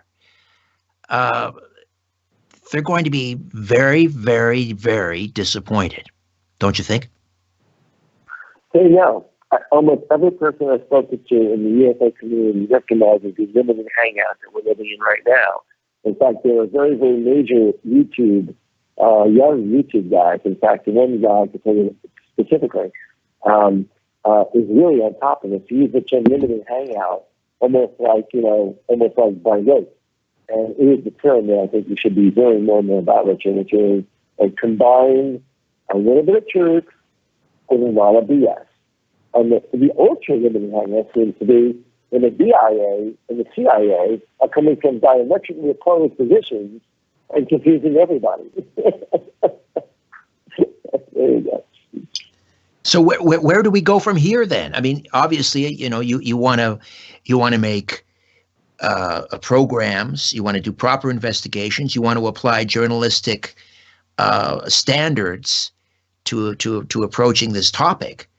But it sounds like, as you say, you're about ready to throw in the towel and go back to doing, I don't know, for lack of a better term, regular sort of workaday type stories. Well, yeah, let me make sure I clarify that, which I really love you. I love your interview today, because it really you get right to the point, which I really appreciate that. I did say I'm going to go back to more conventional news. My thinking is by being in a conventional news environment, I'll be able to bring some of the sensibility of this kind of like investigatory zeal, if you will, to this area that we're talking about. And even Bob Bigelow was on 60 Minutes just a couple of years ago, really giving a spiel about what he was saying, as opposed to really getting into it. So I think if there's a little bit more journalistic awareness of the story that people are doing in the conventional news business, they could do a very deeper story, if you will, just as an example. So maybe the remote viewing stories that were done recently on one network, and also the idea of what Bob Bigelow may represent in another story. So my thinking is I can bring something to the table that will be a lot more inception, how should I put it, a little more insightful, a little more knowledgeable from a position of knowing the beat, if you will, but then also being a position of regular conventional stories as well. But by no means am I giving in the towel. I think what's happened here, it's become very clear that the regular media has very little interest in getting to the truth of this. So I have to become a member of the regular media so that I can bring some of the sensibilities in.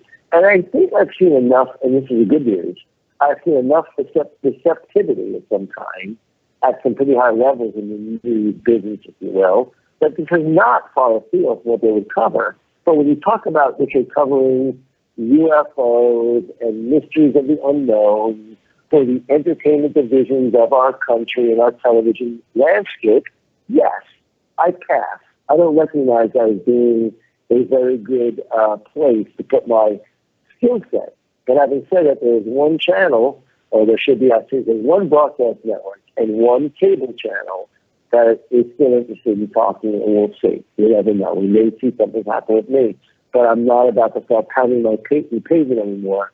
I think it's time for getting my lawsuit resolved and bring these people in and say, please, if you can help me out with my GoFundMe, I would appreciate it very much.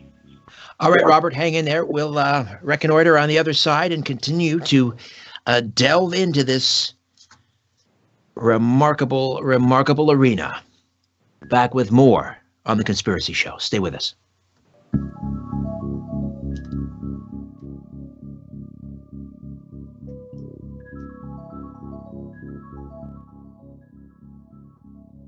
You want the truth? You can handle the truth. The Conspiracy Show with Richard Syrett from Zoomer Radio. To get the truth, call Richard now at 416-360-0740 or toll free at 1-866-740-4740.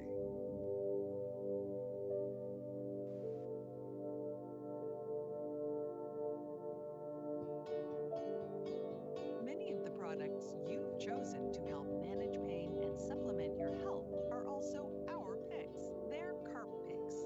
For a limited time, CARP members save 10% on dozens of specially selected health and wellness products at well.ca/CARP. Visit well.ca/CARP and have wellness delivered. Conditions apply.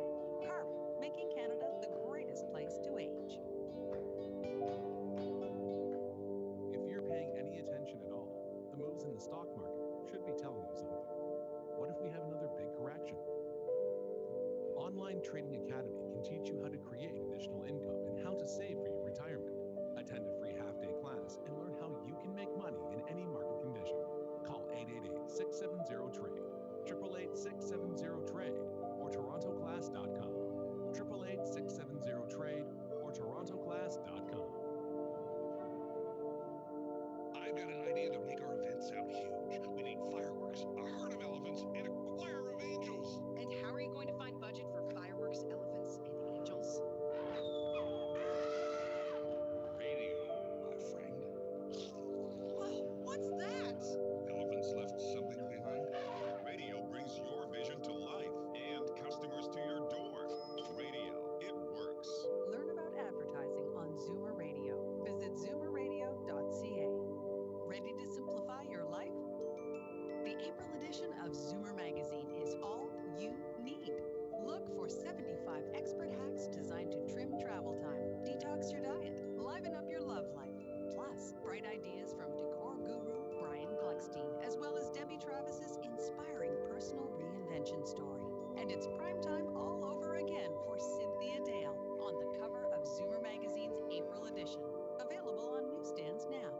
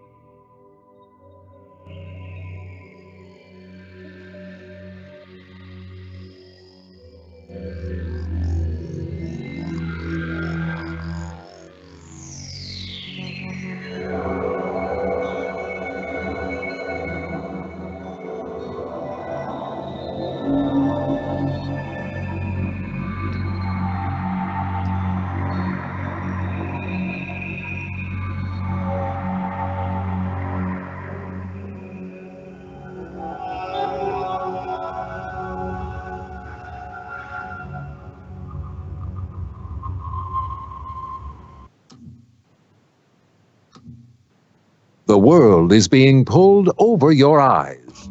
This is The Conspiracy Show with Richard Syrett from Zoomer Radio.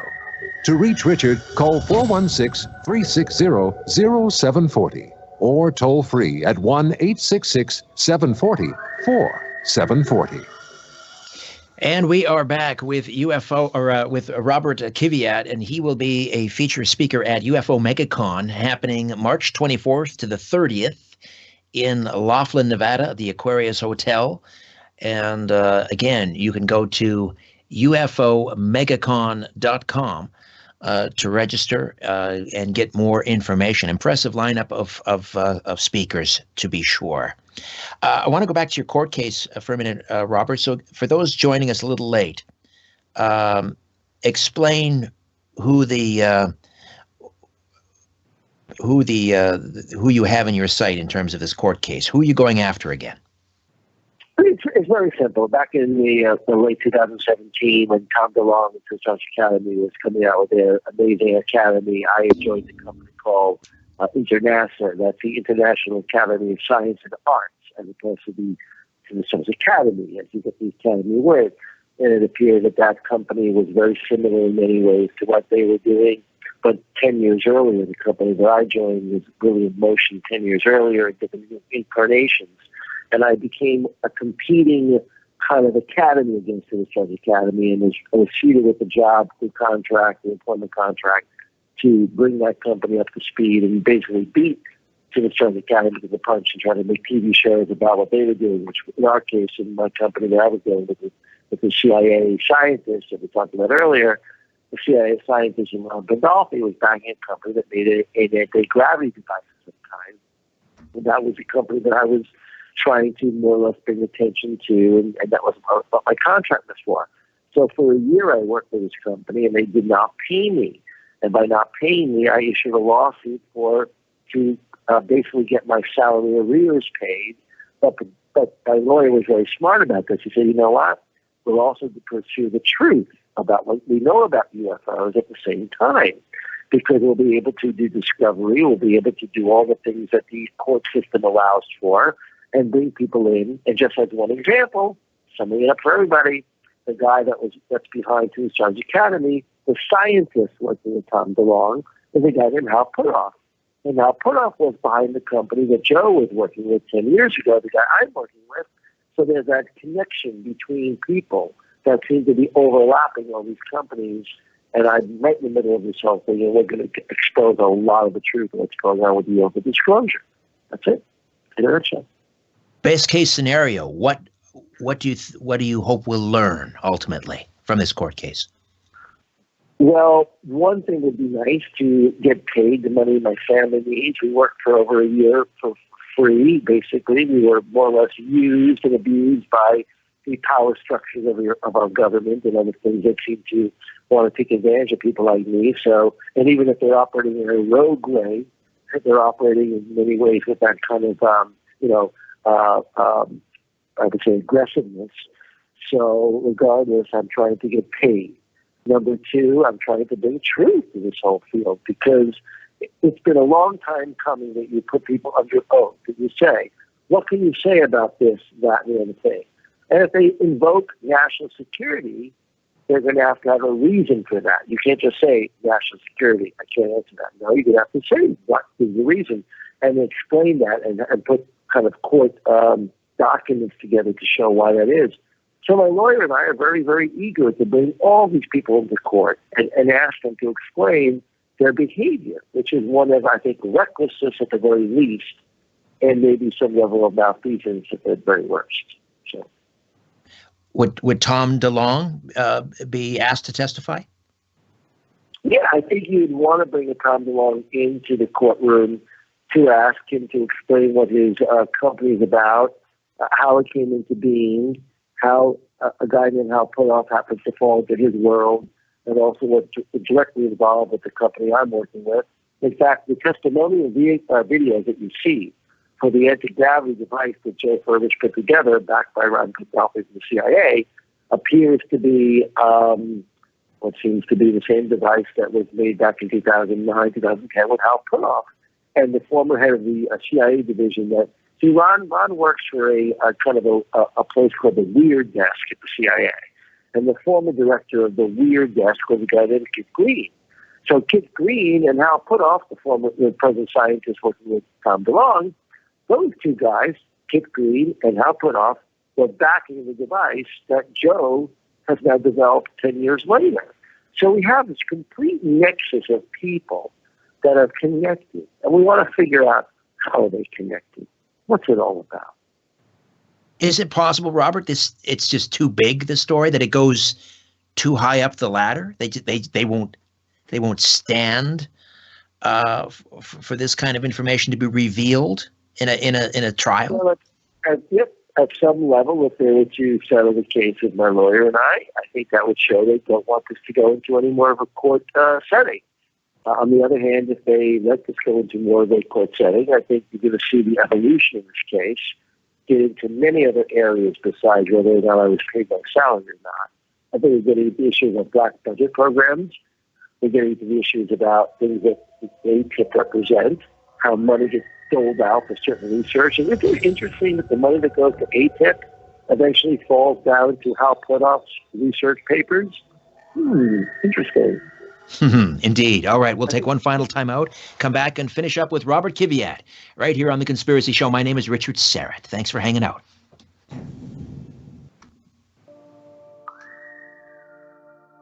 Curiosity, or did the devil make you do it? Whatever the reason, welcome back to The Conspiracy Show with Richard Syrett from Zoomer Radio. To talk to Richard, call 416-360-0740 or toll free at 1-866-740-4740. I'm Marilyn Weston, and I give it to you straight from a woman's perspective here on Zoomer Radio every Saturday morning at 8. This Saturday, my team will share their knowledge and passions and happy stories so you can learn what works best for you and make informed decisions and take action with no regrets. So plan to tune in and join me, Marilyn Weston, and my team and get it straight from a woman's perspective this Saturday morning at 8 exclusively here on Zoomer Radio. What's the best way to take in a game at Fenway? The architecture in Chicago, history of Quebec City, or the excitement of Foxwoods Casino? That's easy. Leave the driving to Great Canadian Holidays. A Big Blue motor coach is the fun and worry-free way to uncover Nashville, see the best of Newfoundland, or birdwatch the Blue Jays in Boston and New York. Sit back and relax on Great Canadian Holidays' new spring and summer getaways. Book now at greatcanadianholidays.com. Here come Rock and Roll Hall of Famers Frankie Valli and the Four Seasons. Friday and Saturday, May 10th and 11th at Casino Rama Resort. 19 top 10 hits with Frankie Valli and the Four Seasons.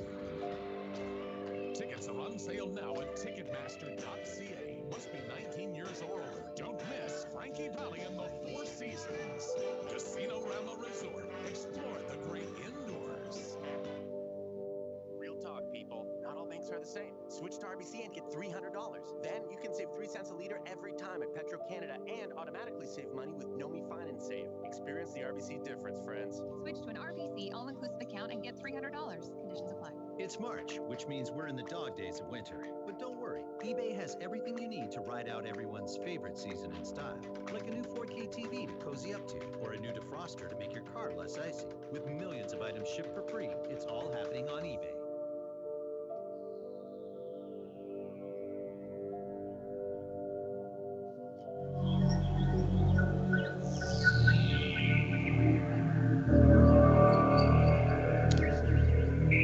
Big Brother is listening, and so are you, to The Conspiracy Show with Richard Syrett from Zoomer Radio. To speak with Richard, call 416-360-0740 or toll free 1-866-740-4740. Robert KIVIAT stays with us just a while longer, and again, he will be speaking at UFO MegaCon.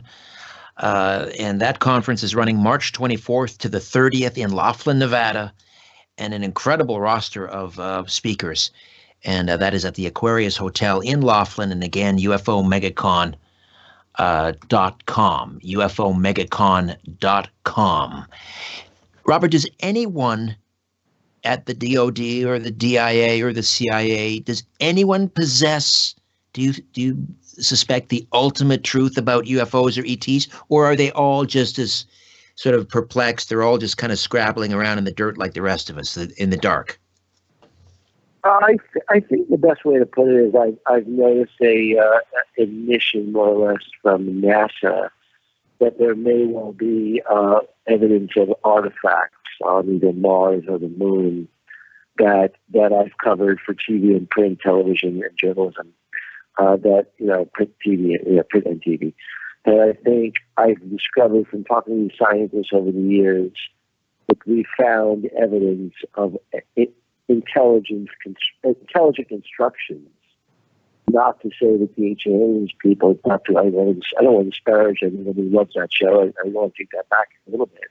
I mean, if they love the show, great. The idea that we've left, or other beings have left evidence of their existence on either the moon or Mars or even here on the Earth is a fascinating thing. So I think we have that evidence. And secondly, I think we have evidence of contact in space and contact possibly even here on the Earth with either crash or retrievals of some kind that we are aware we are being, we're not alone, and we've had evidence of that. The question of that, whether or not the government will ever admit that, I think is really a good one. I don't think it's likely that in our lifetime we're going to see some kind of admission. Hey, they're here. And so we're left with what we see now, which is a complete 2019 version of the limited hangout playing out for a year or two now. And it started in the New York Times article a lot. And we've had 3 or 4 times in our history that we've had this before. We've had a UFO documentary in 1974, hosted by Rod Serling, that really sort of started this whole thing about the government working with producers and, Tom DeLonge, if you will, to bring the word out. And then back in 1988, they had another show called UFOs Cover Up Live, where the government claimed that they were going to tell, secrets of some kind. We never quite got those secrets, and it was a mess in terms of what, came out, a combination of half-truths and whatnot. And then we have more or less what we have now. And it's a mess. And so we had good luck to try to figure out where the truth is. Like I said, if Leo Lozano actually had access to these videos, he would be releasing all the information in a news conference. And so here's what we know. So instead, we're going to go do now a year or two of a reality show where Lou's going to run around in the car and we're going to get to the bottom of it all. Well, it's all great entertainment, but where is the truth? And that's what we're left with right now. We're left with a lot of wasted time, and unfortunately, we could do a lot better. Is my bottom line. We could do a lot better. It's almost like we have to go back to square one in some respects, because, as you say, it's become so. Yeah, that's pretty daunting, really, when you think how much, as you say, how much time has been wasted. We've been left chasing our tails for all this time, for decades. Painfully, and I must say, if anybody does feel for me a little bit and wants to donate a little to my legal defense or legal offense fund, it's to be able to recruit and be able to move on from a group of people that are trying to stonewall us, trying to, obfuscate what's true by mixing together a lot of tantalizing possibilities and then kind of kibosh us. So if you care about getting to the truth, help me out, but understand I hate to say it, I've always felt a little bit like a martyr for this, but you have to be a little bit of a martyr because no one seems to care enough than you do. So hopefully there are people out there who do care too. So understand, if you read the story and when we get to the bottom, I have a YouTube video, which if you go through my contacts, I can send you, and you'll hear, I explain the case a little more in detail so you understand it. But thanks for helping, Rich. I appreciate it a lot tonight. Thank you so much. Well, my pleasure. But we just have a few minutes here. I just wanted to ask you, when you were recruited originally in 2018, and before you realized, I'm being played here, I mean, were you filled with optimism, as if, wow, we're really going to get to the bottom of something? Absolutely. It's a great question. I don't mind saying it for my entire story to be true and real. My girlfriend, Chantel, she noticed that there was some talk on the internet about seeing, Joe Furnish not paying people or something, and we had seen that. But the truth is that I had faith in Joe. I had people that were around him that he, seemed like they were the right kind of people. So even though he had a history of a little bit of like Donald Trump a little bit, he's had businesses go out of bankruptcy, foreclosure, lease, something like that, and he's still president of the United States. I was believing Joe had just been a hard luck kind of inventor, and had made a lot of money in Silicon Valley, so he clearly had a lot of success before. But the fact that he did not have the money to cover my salary and all that was a surprise and all that. But I must say that I had my suspicions, but I was doggedly optimistic. And unfortunately, it turned out to be, like you say, a fly trap, which is where the CIA operatives for the group, then as the intelligence community, creates the illusion with other people that there's something solid here, and maybe there wasn't. They will get into that for sure in the court case. One of the other featured speakers at UFO MegaCon is John Barber, who, of course, one could argue is, one of the pioneers of reality TV, certainly one of the pioneers of reality TV, and a noted JFK assassination researcher.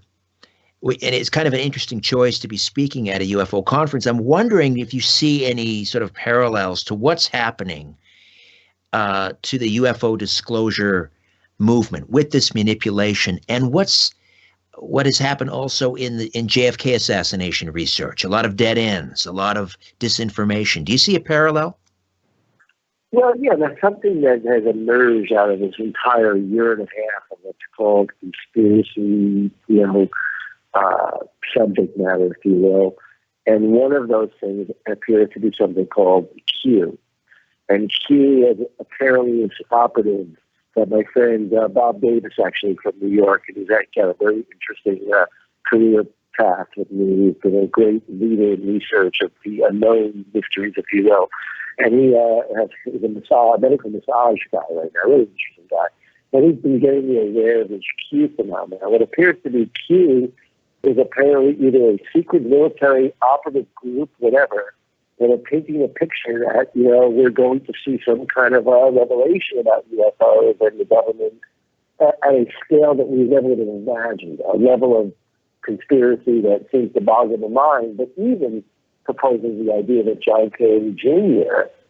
Did not die in that plane crash years ago, tragically, in the late 90s, and survived, and it's going to lead us to some kind of level of disclosure, way beyond anything we've ever seen. So people that are interested in conspiracy mysteries, if you will be very, very benefiting by listening to Q. And that's really where the JFK assassination, believe it or not, which is on the show, seems to conflate with UFOs and all. And there are people that believe that Q is connected to the JFK family, or JFK Kennedys, if you will. And the Kennedys believed, going into John Jr.'s death, that John was killed, partially, John, the president, due to the fact that we knew about was true about UFOs and the truth about what we discovered, and a few other things. And that came out in the early postings by this Q. So it's curious who this Q is and why they'd be a mixture of conflating UFOs and John F. Kennedy's assassination, and whether John Jr. really died or not. Indeed. And it's a fascinating level to talk more about. Okay.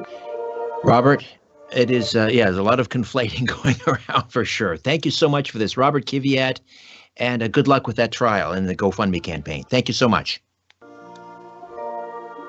All right, my thanks to Owen and Faz, Ryan and Albert. Back next week, Bob Connolly, Tesla Medicine, right here on The Conspiracy Show. So long for now.